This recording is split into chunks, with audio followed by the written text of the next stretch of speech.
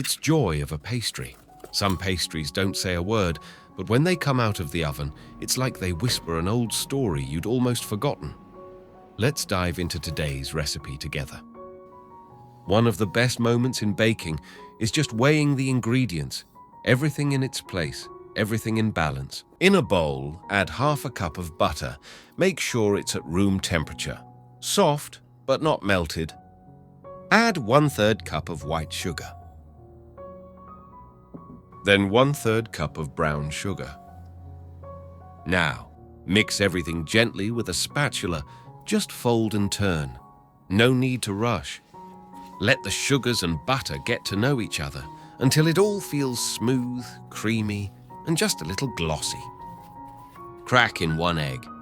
It's strange how one little egg can bring it all together. Some say the whole world of baking owes it everything. Add half a teaspoon of vanilla extract. Just a little is enough. It gently softens the edge of the egg's scent.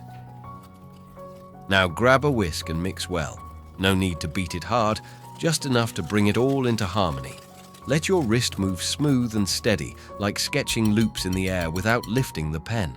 It's time to add the dry ingredients. Start with 1 2/3 cups of flour.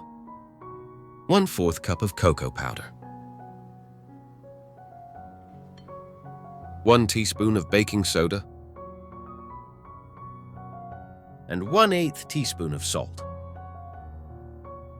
Sift everything right over the bowl, like sunlight slipping through tree leaves, soft and scattered. Use a spatula to fold the dough. Scrape from the bottom and take your time. The final color depends on the cocoa. I'm using Turkish cocoa for a deeper shade and milder flavor. Add the flour gradually. Every flour's a little different, so stop when the dough looks like this.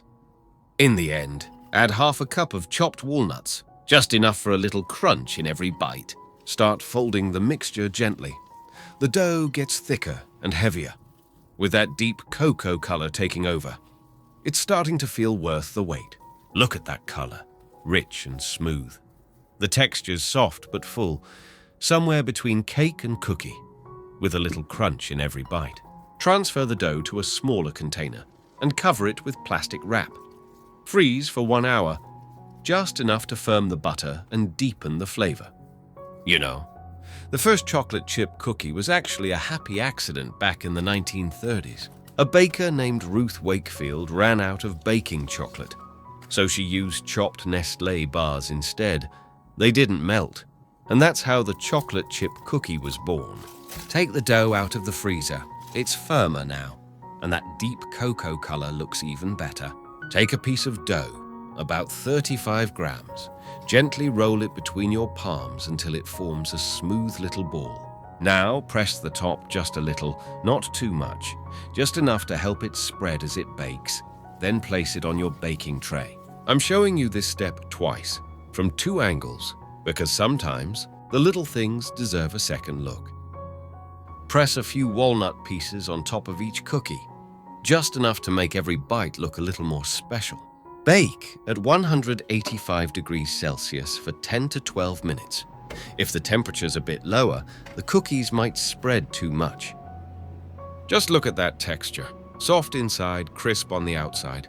Give it a try and tell me what you think.